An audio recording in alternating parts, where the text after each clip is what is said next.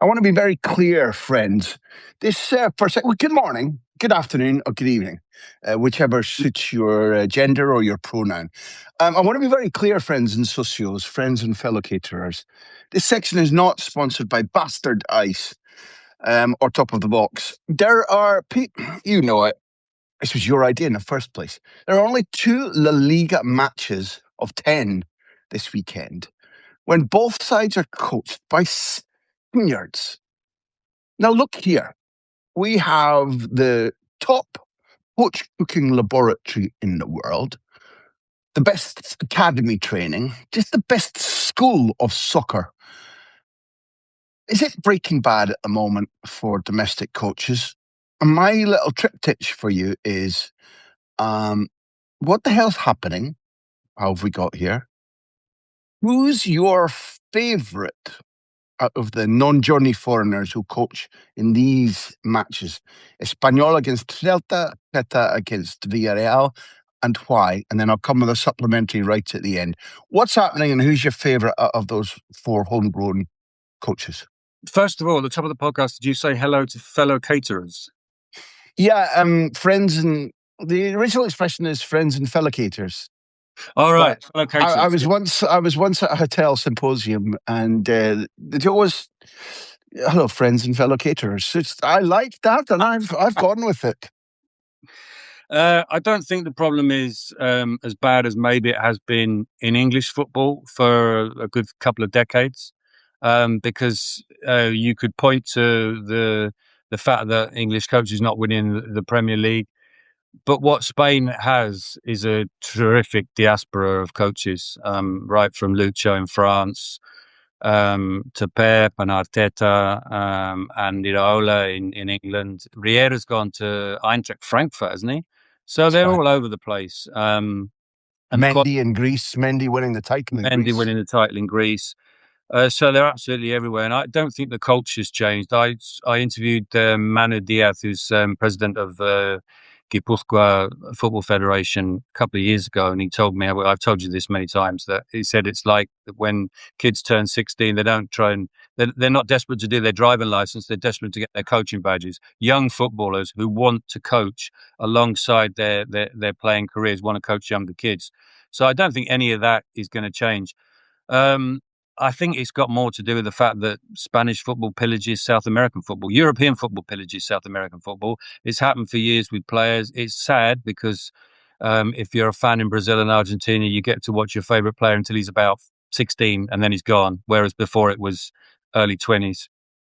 And now it's happening with managers, and it's a mixed bag. Some of them come and do well, and some of them you do wonder if there's maybe a better option down the road, rather than going across to another continent. In terms of those 4 coaches, I think Giraldez is incredibly talented. Celta Vigo are a nightmare from a football commentator's point of view to commentate on, because they just don't say where they are. They don't stand still. They're absolutely everywhere. And I think to coach that is incredibly difficult. And to coach it with not world-class players, and he does it and they all understand it. And I think he gets huge credit for that. I think Marcelino was the pick of the 4 that you've given me, just because of his achievement. Based on success only? Yeah, on success, based on getting Valencia, winning the cup with Valencia and getting them into the Champions League, basically. But I want to stick up for Manolo, because I think when you bend down to receive the medal, that's when you're prone to the kick up the backside. And I think the kick up the backside is incoming. He's going to start getting the blame for the situation at Espanyol. They haven't won this year. I think that's right. And it's not about him. It's about the fact that we've both been impressed with Alan Pace and the new ownership.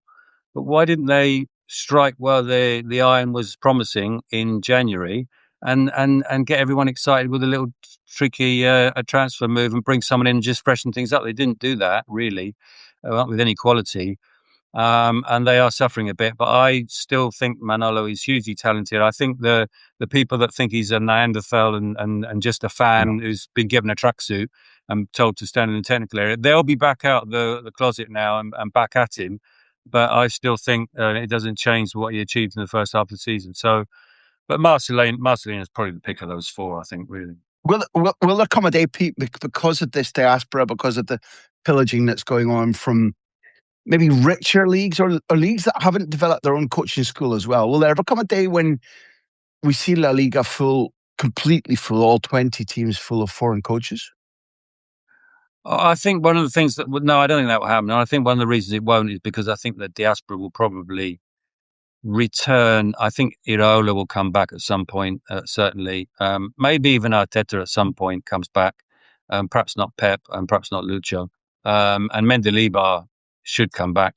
They should be banging on Olympiacos' door to bring him back. So, and young coaches will keep coming through because of that culture that I said about mentioned. It's a good argument. Maybe the really, really big game, maybe the most attractive game of the weekend, is a meeting of royalty. Los Blancos players are definitely working double hard. Did a couple of days off. Let's phrase that. And I'm a fan of giving players days off to recharge. They don't get enough of them. But once they came back, and I interviewed, as the socios now know, because it's gone out this morning, I interviewed Courtois yesterday. There were bags under his eyes.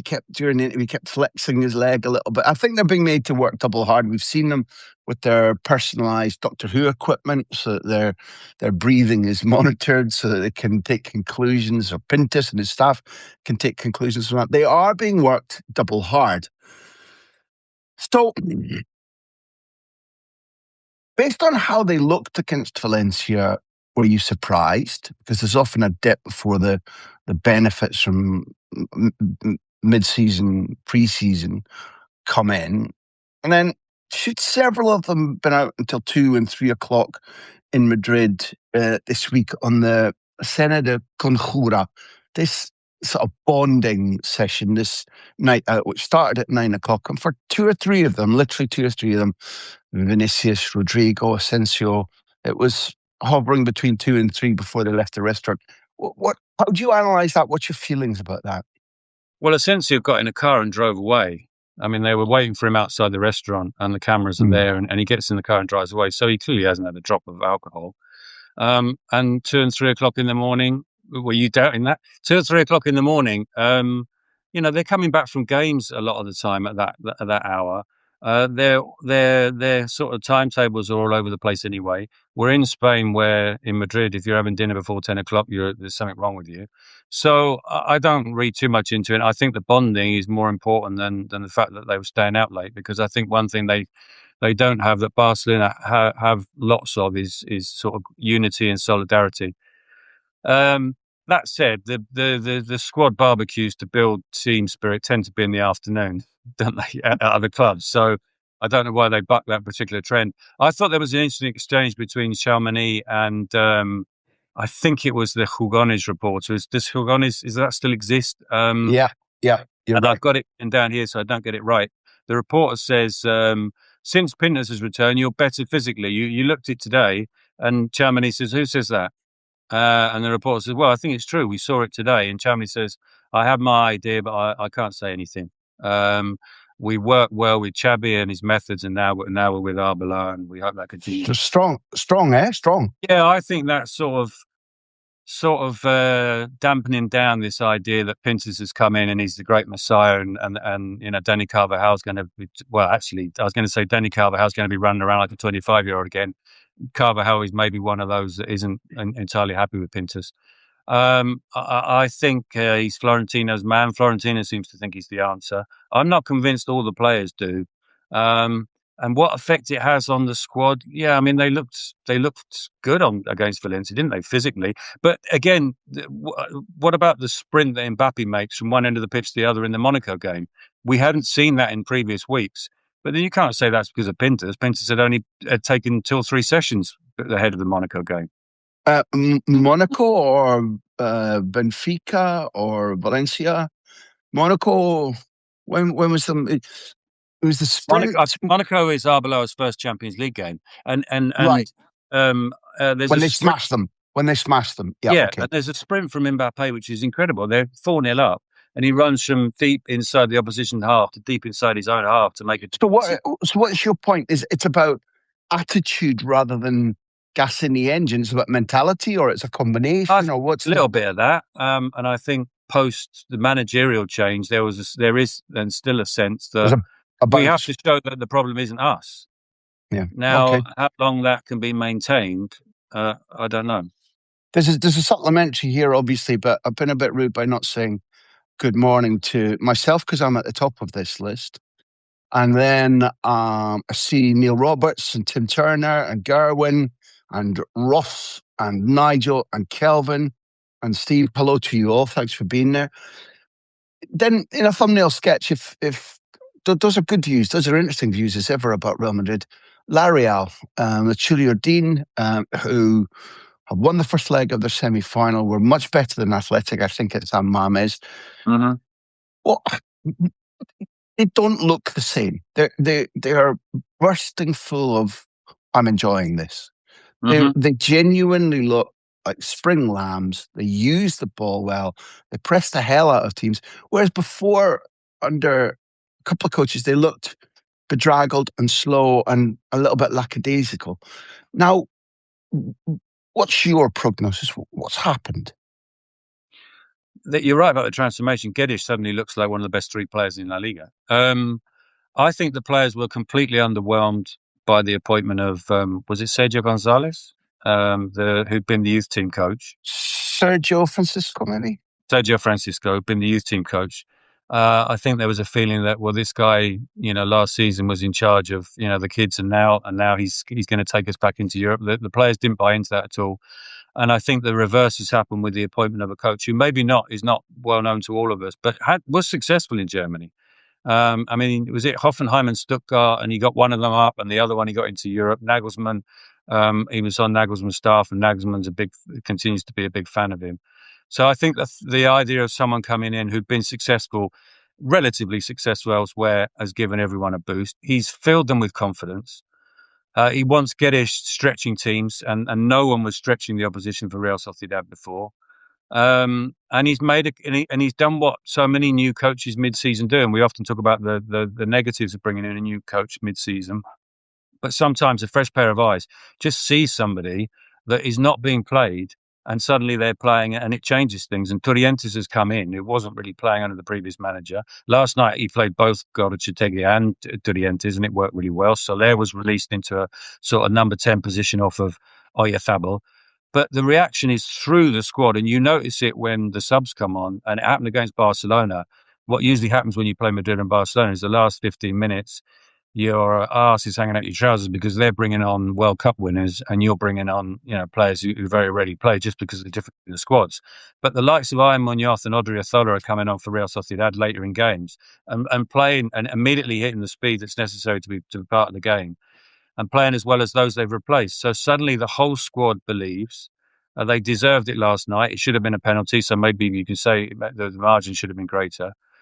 And it's just incredible, and with a guy who presumably doesn't speak a lot of Spanish. So Doesn't. how he's doing it is, but it's the most incredible transformation I've seen mid-season with a managerial change in a long, long time. I think it promises to be a right good game at the Bernabeu because Real Madrid are, I feel differently about Tchouaméni and what he said. I think that the idea is that when people are foisting a genius is in town upon you, you'll very often answer back because all elite footballers and coaches and analysts know that it's a piecemeal jigsaw thing. You have to build to greatness. And therefore, when somebody kind of goes, Pintus is here to wave his wand, no wonder Tchouaméni pushed back. But I think that they've been working in such a way that whether it's this weekend or in the coming weekend or against Benfica, I think we're going to see a greater physical solidity and stamina, and that leads to better use of the ball against the La Real side that are now pressing and working and running, and will go to the Bernabeu, having won there recently in the cup and drawn there recently in the cup, and knowing that they can cause an upset. I think it's the game of the weekend by a long way.